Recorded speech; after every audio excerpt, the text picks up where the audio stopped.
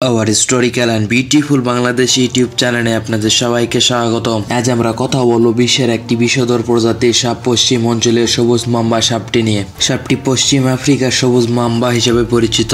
এরা বৃহৎ ও সরু দেহ বিশিষ্ট এবং লম্বা ক্রমশ সরু হয়ে যাওয়া লেজ যুক্ত সাপ। পূর্ণবয়স্ক পশ্চিম অঞ্চলীয় সবুজ মাম্বা সাপের দেহের গড় দৈর্ঘ্য 1.4 থেকে 2.1 মিটারের মধ্যে। এদের মাথাটি সরু, লম্বাটে, সুস্পষ্ট ক্যান্থাস যুক্ত এবং ঘাড় থেকে আলাদাভাবে পরিস্ফুটন। এর ঘাড়ের অংশ চাপটা হয়, বিস্তৃত হয়, তবে ফোনা মেলে ধরা বলতে যা বোঝায় সেই আকৃতির গঠন দেখা যায় না। এতে চোখ মাঝারি আকারে, চোখের মণি গোল এবং তারা রন্ধ্রের বর্ণ হলদে বাদামি। পশ্চিম অঞ্চলের সবুজ মাম্বার পৃষ্ঠদেশের বর্ণ হলদেটে সবুজ বা সবুজ, অ্যাশের অগ্রভাগের রেখাগুলো হলুদ।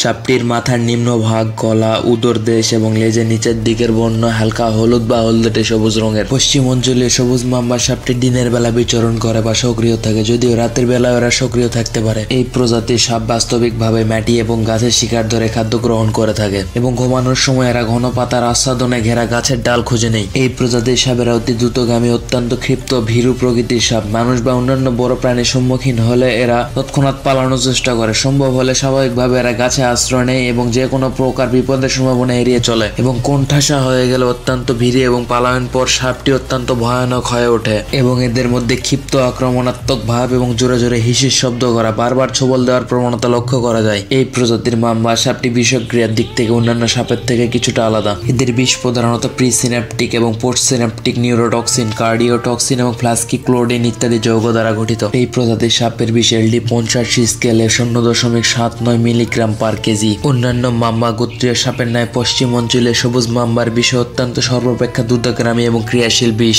এরা সাধারণত মানুষ থেকে যথাসম্ভব দূরে থাকার চেষ্টা করে। কোবরা প্রজাতির দংশনের চেয়ে গ্রিন মাম্বা প্রজাতির দংশনের আক্রান্তদের মৃত্যুর হার বেশি, কারণ এই প্রজাতির সাপ দংশনের অনেক কম সময় সীমার মধ্যে বেশি মারাত্মক এবং প্রাণঘাতী। পশ্চিম অঞ্চলে সবুজ মাম্বা দংশনের পর বিভিন্ন প্রাণঘাতী লক্ষণ অতি দ্রুত একের পর এক প্রকাশ পেতে থাকে। 15 মিনিট বা তার কম সময়ের মধ্যেই অসামান্য এবং অভাবনীয় দ্রুততায় বিষ কোষের মাধ্যমে সারা শরীরে ছড়িয়ে পড়ে এবং অতি দ্রুত ক্রমশ লক্ষণ প্রকাশ পেতে থাকে। সাধারণত যে লক্ষণগুলি দেখতে পাওয়া যায়: দংশনের স্থানে যন্ত্রণা, ফুলে ওঠা, মাথা ব্যথা, শ্বাস প্রশ্বাসের সমস্যা, নিম্ন রক্তচাপ, ডায়রিয়ার লক্ষণ, মাথা ঘোরা ইত্যাদি। এই প্রজাতির সবুজ মাম্বার কামড়ে দ্রুত মারাত্মক বিষক্রিয়া হয়। 30 মিনিটের কম সময়ে আক্রান্ত ব্যক্তির মৃত্যু ঘটানোর রেকর্ড রয়েছে। পশ্চিম অঞ্চলের সবুজ মাম্বার স্বাভাবিক শিকারের তালিকায় পাখি, ইঁদুর, কাঠবিড়ালি ইত্যাদি স্তন্যপ্রায়ী প্রাণী রয়েছে। এই প্রজাতির খাদ্য তালিকায় পাখির ডিম, ব্যাঙ এবং টিকটিকির উপস্থিতিও দেখা যায়। এই সাপটি শিকারকে ছোবল মেরে ধাওয়া করে যতক্ষণ পর্যন্ত শিকারটি মারা না যায়। বিশাল আকার এবং ভয়াবহ বিষধর সাপ হওয়া এই প্রজাতির সাপের স্বাভাবিক খাদ্যের সংখ্যা খুব কমে। মানুষ এবং শিকারী পাখি এদের প্রধান শত্রু এবং বিপদ। পশ্চিম অঞ্চলের সবুজ মাম্বা সাপটি পশ্চিম আফ্রিকার জাত। এই দেশ ছাড়াও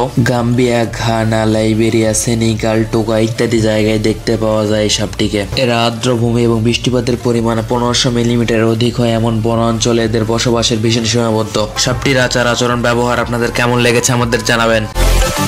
আপনাদের সকলকে অসংখ্য ধন্যবাদ। ভিডিওটি ভালো লাগলে আমাদের চ্যানেলটি সাবস্ক্রাইব করে আমাদের পাশে থাকুন। ধন্যবাদ।